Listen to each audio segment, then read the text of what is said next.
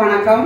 இன்னைக்கு நம்ம செட்டிநாடு சமையல்ல என்ன பார்க்க போறோம்னா, அதாவது ரொம்ப ஈஸியான ஒரு சட்னி தான் நீங்க செய்ய போறேன். அதுவும் பச்சை மிளகாயை வச்சு பச்சை மிளகாய் சின்ன வெங்காய சட்னி.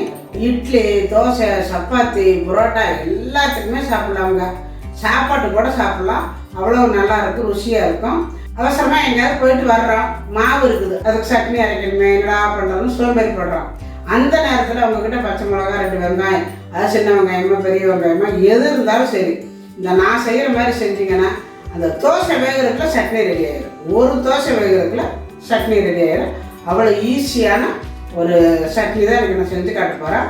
இப்போ அந்த சட்னி எப்படி செய்யுது அப்படிங்கிறது வாங்க பார்க்கலாம். இந்த சட்னி செய்கிறதுக்கு மிக்சி சாறு எடுத்து வச்சுருக்கிறேன். ஃபஸ்ட்டு கொஞ்சம் போல் கருவேப்பிலை போட்டுக்கோங்க. ஒரு 5 பச்சை மிளகா, உங்களுக்கு எந்த அளவுக்கு காரம் வேணுமோ அந்த அளவுக்கு சேர்த்துக்கலாம். நான் 5 பச்சை மிளகா போட்டிருக்கிறேன். பூண்டு உங்களுக்கு எந்த அளவுக்கு தேவையோ போட்டுக்கோங்க. நான் இந்த அளவுக்கு போடுறேன். ஒரு 100 கிராம் அளவு நான் சின்ன வெங்காயம் எடுத்துருக்கிறேன். அதுக்கு தான் இந்த அளவுக்கு நான் வந்து பச்சை மிளகா, பூண்டு போட்டிருக்கிறேன். இதில் கொஞ்சம் போல் சீரகம், நல்ல வாசமாக இருக்கும். கொஞ்சமாக புளி, இந்த அளவு புளி எடுத்து ஊற வச்சுக்கோங்க. லைட்டாக ஊற வச்சு இந்த அளவு நீங்கள் சேர்த்துக்கோங்க புளியை. புளி ஊற வச்சு தண்ணி இதில் சேர்த்துக்கலாம். இதில் கொஞ்சம் போல் உப்பு. பார்த்திங்கன்னா இங்கே தோசைக்கல் அடுப்பத்தை வச்சுருக்கிறேன். காயிட்டும் சட்னி ரெடி ஆகிடும். செய்ய சாப்பிட்டுக்கலாம். இப்போ இதை லைட்டாக அரைக்கணும். ரொம்ப அரைச்சிடக்கூடாது, நைஸாக லைட்டாக 1-2 நான் அரைச்சிக்கிட்டு வரேன். அரைச்சிக்கிட்டு வந்து உங்கள்கிட்ட காட்டுறேன். நான் அரைச்சாச்சு, 1-2 அரைச்சிருக்கிறேன். ரொம்ப நைஸாக அரைச்சிட்டிங்கன்னா சட்னி நல்லா இருக்காது இந்த சட்னி. இப்போ நம்ம எடுத்து வச்சுருக்கிற இந்த சின்ன வெங்காயத்தை இதையும் சேர்த்து ரொம்ப நைஸாக அரைச்சிடக்கூடாது, கொஞ்சம் லைட்டாக தான் அரைக்கணும். இதை நான் அரைச்சிக்கிட்டு காட்டுறேன். இப்போ தோசைக்கல் காஞ்சிருச்சு, நம்ம தோசை ஊற்றிக்கலாம்.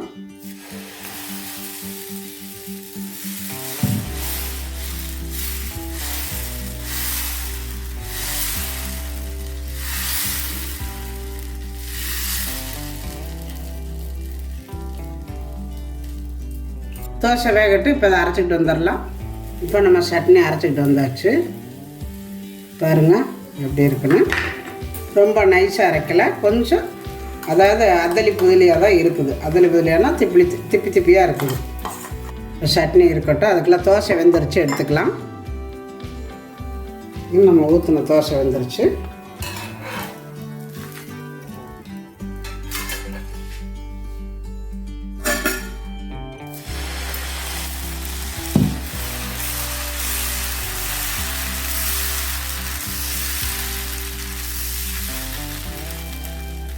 இப்போ இதில் கொஞ்சம் போல் நல்லெண்ணெய் விட்டுக்கணும், இல்லாட்டி தேங்காய் எண்ணெய் விடணும்.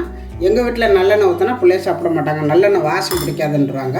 அதனால் நான் இன்றைக்கி தேங்காய் எண்ணெய் தான் விட போகிறேன். தேங்காய் எண்ணெய் இது வந்து நாங்கள் எங்கள் மரத்தில் ஆட்டி எடுத்துகிட்டு வந்த தேங்காய் எண்ணெய். அவ்வளோ கண்ணாடி ஏற்ற நல்லா இருக்குங்க. இப்போ இதில் இருந்து கொஞ்சம் போல் தேங்காய் எண்ணெய் விட்டுக்கலாம். ஒரு குழி கரண்டி அளவு விட்டுக்கோங்க.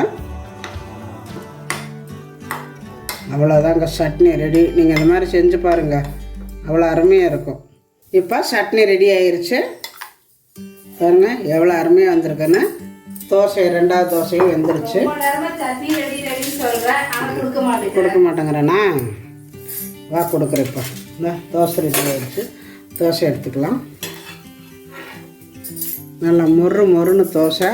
இந்த சட்னிக்கு அவ்வளோ நல்லா இருக்குங்க. பாருங்க எப்படி நல்லா மொறுன்னு இருக்கணும் தோசை. உடச்சு காமி, அப்போ தான் தெரியும். இது நான் காலையில் சுட்ட இட்லி. பாருங்க நல்லா இருக்கும், நல்லா சாஃப்டாக இருக்குது. இப்போ இது கூட நம்ம அரைச்ச சட்னி.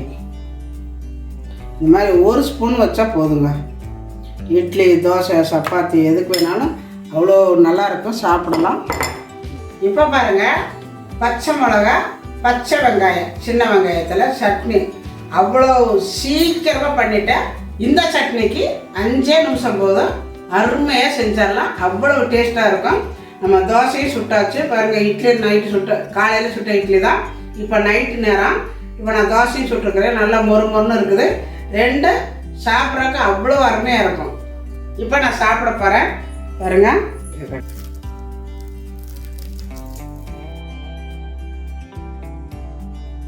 சும்மா லைட்டாக தொட்டாலே போதுங்க, அவ்வளோ நல்லாயிருக்கும்.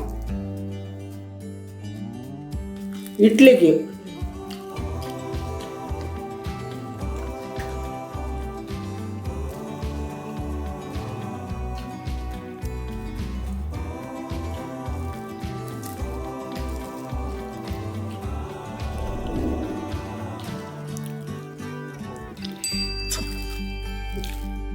இதே மாதிரி நீங்களும் செஞ்சு பாருங்க.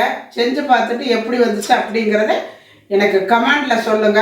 இந்த வீடியோ பிடிச்சிருந்தா லைக் பண்ணுங்க, ஷேர் பண்ணுங்க, செட்டிநாடு சமையலுக்கு சப்ஸ்கிரைப் பண்ணுங்க. நன்றி. வாழ்க வளமுடன்.